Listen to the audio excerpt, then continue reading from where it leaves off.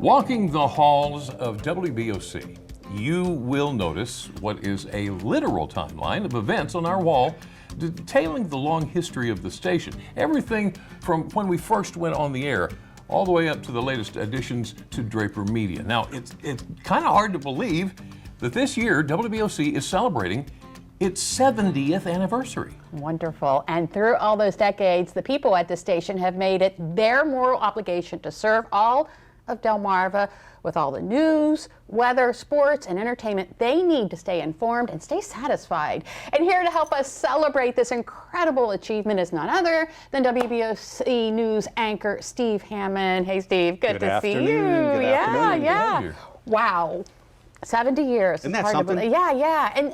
And tell me about, you've been here for what, 37, and you can think back to other legacy anchors like John B. Greenberger. John B. Greenberger was like the OG, literally. Yeah. So when WBOC first went on the air back in 1954, WBOC TV, radio had been on the air for a while, but TV, he was the first person that people on Delmarva saw. The test pattern went away, his face popped up, and for a long time he was on the air, and he did. He set the standard that we all try to follow today. Right. So. Okay, so 70 years, and we were talking a little bit before we came on camera, 37 years. Thoughts? Time flies when you're having fun. I've been blessed. It's been a great run, and God willing, I'll have more years here. Yeah. It's been neat from my perspective to sort of have a front row seat as Delmarva has grown. Yeah. And you think back to the different things, like when the Salisbury bypass first opened, or when the center at Salisbury first opened, you know, and there are a lot of milestones, and so it's been neat to watch and to be a part of. And in-house, there's been a lot of technology that it's incredible what we've gone through. It is. You know, I look back, and when we first got computers, we were a little nervous. We still had newscasts to get on the air, and we kept typewriters under our desk just in case when the computers crapped out on us, we could, you know. But, you know, the technology is just amazing, and some of that is a blessing, some of it is a curse. You know, the way information flies around the world, and it's what leads to what I call journalistic corner cutting, and people don't always verify facts, and suddenly what is not fact is taken as fact. So that's the downside of some of this technology. In the studio, it's neat. It's made our jobs a lot easier. You know? Okay, so technology has grown.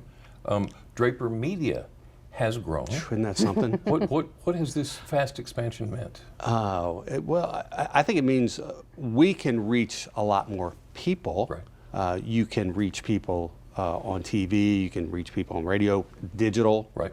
You know, online, and our apps. I mean, for a business that's trying to reach a lot of people, it is, you know, a no-brainer in my opinion. So. Is there something that you use today to deliver the news, or anybody in the newsroom that we have today that you wish you would have had when you first started?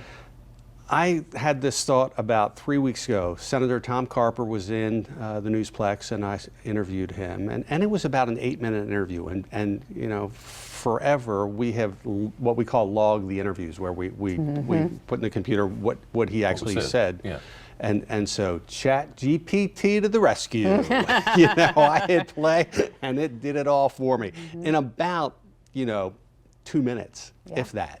You know, it was what would have taken me probably an hour. So there's new tools. Yeah. So I'm not a huge fan yet of AI. Yeah. I think we all have a lot of concerns about, but that was pretty neat. Yeah. You know. Okay, 70 years, 37 years.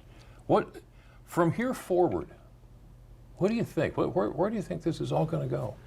I think we have set a really good standard over the last 70 years, and I'd like to see that continue. I also think a lot of people don't realize that, you know, this is a family-owned television station, and there's a lot to be said for that. And so I think that we just have to keep the standards high, which we have and which we will. And so, but I'm very optimistic about the future of WBOC and Draper Media. Yes. Yeah, absolutely. Thank you. Thank you. Thank you for talking to us. Good to see you guys. Wonderful. Thank you.